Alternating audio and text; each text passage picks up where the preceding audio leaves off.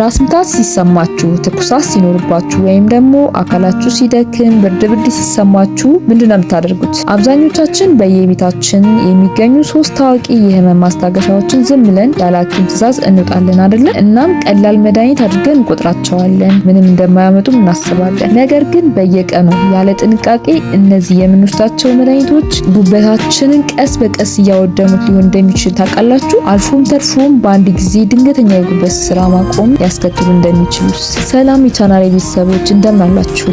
በዚህ ቻናል አዲስ የሆናችሁ እንኳን ደህና መጣችሁ። በዚህ ቻናል ጤና ነክና አዳዲስ የቴክኖሎጂ መረጃዎችን የምታገኙበት ቻናል ነው። ቻናሉን ሰብስክራይብ ካላደረጋችሁ አሁኑኑ ሰብስክራይብ በማድረግ የዚህ ቻናል ፋሚሊ ሁኑ። ታዲያ በዛሬ ቪዲዮአችን በቤታችን ውስጥ የማይጠፉ ነገር ግን ያለ አግባብ ከተወሰዱ ጉበታችንን ለአደጋ የሚዳርጉ 3 ታዋቂ መድኃኒቶችንና ጉበታችን ደግሞ እየተጠቃ መሆኑን የሚያሳዩ ምልክቶችን ባጭሩ እናያለን። እስከ ቪዲዮ መጨረሻ አብራችሁን ቆዩ በአክብሮት ጋብዛለሁ። የመጀመሪያውና ዋነኛው አሲታሚኖፌን ወይም ፓራስታሞል ብለን የምንጠራው ነው። ይህ መድኃኒት ለራስ ምታትና ለትኩሳት ፍቱን መድኃኒት ቢሆንም በዓለም ላይ ለድንገተኛ የጉበት ስራ ማቆም ወይም አኪዩት ሊቨር ፌለር ለምንለው ቁጥር 1 ተጠያቂ መድኃኒት እንደሆነ ይነገራል። እንግዲህ ዋናው አደጋ ምንድነው? የተፈቀደውን መጠን ማለፍ ወይም ኦቨርዶስ ጉበትን በቀጥታ ይመርዛል።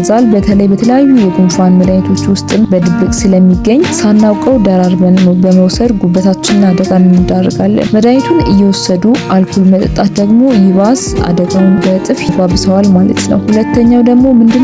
አይብሮፊን የምንለው ጠትና ጽኑ ህመምን የሚቀንስ ይሄ ኤንሳድ የምንለው ነንስትሮይዳል አንቲ ኢንፍላማቶሪ ድረግ ከምንላቸው ውስጥ አንዱ ነው። ምንም እንኳን የጉበት ጉዳት የማድረስ እድሉ ከፓራስታሞል አንጻር ዝቅተኛ ቢሆንም መድኃኒቱን በከፍተኛ መጠን በመውሰድ ወይም ደግሞ ለረጅም ጊዜ ያለማቋረጥ መጠቀም ግን ጉበታችንን ብቻ ሳይሆን ጨጓራችንን ለቁስለትና ለደም መፍሰስ፣ ኩላሊታችንን ደግሞ ለስራ ማቆም አደጋ ያጋልጣል። ሶስተኛው አስፕሪን ነው። አስፕሪን ለልብ ጤናና ለደም ማቅጠን በተገቢ መጠን ሲወሰድ ጠቃሚ ቢሆንም ያለ ሐኪም ክትትልና ትዕዛዝ በብዛት ሲወሰድ ግን በጉበት ላይ ከፍተኛ ጫና ወይም ደግሞ ቶክሲሲቲ ይፈጥራል። በተለይ አስቀድሞ የጉበት ህመም ባለባቸው ሰዎች ላይ የውስጥ ደም መፍሰስ አደጋንም በእጅጉን ያፋጥናል ማለት ነው። ታዲያ ጉበታችን በእነዚህ መድኃኒቶች ምክንያት እየተጎዳ መሆኑን በምን እናውቃለን? ወይም ደግሞ ጉበታችን አደጋ ላይ ሲወድቅ ምን አይነት ምልክቶችን ነው የሚያሳየው ለሚለው ከዚህ በመቀጠል ዋና ምክንያቶችን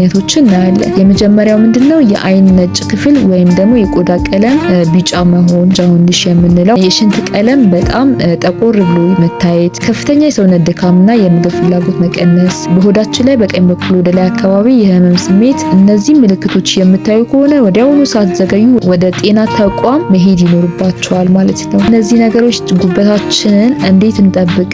መፍትሄው ምንድነው ለምትሉ የመጀመሪያውና ዋነኛው ምንድነው? ማንኛውንም መድኃኒት ከመዋጣችን በፊት ማሸጊያውን በደንብ ማንበብ ይኖርብናል። በመቀጠል ደግሞ ከተፈቀደ መጠን በላይ በፍጹም ምንም አይነት መድኃኒት በራሳችን መውሰድ የለብንም። መድኃኒት እየወሰድን ደግሞ አልኮል ፈጽሞ መጠጣት ማስወገድ ይኖርብናል። እንግዲህ የአኗኗር ዘይቤያችንን ከቀየርን ጤናችን በእጃችን ነው። ሌላ ችግር ከመፈጠሩ በፊት አስቀድመን እኛ የአኗኗር ዘይቤያችንን ቀይረን ጤናችንን እንጠብቅ ይገባል። የዛሬ ቪዲዮ ይህን ይመስል ነበረ። ቪዲዮ ጠቃሚ ሆኖ ካገኛችሁ ለወዳጅ ዘመዶች ሼር ያድርጉ።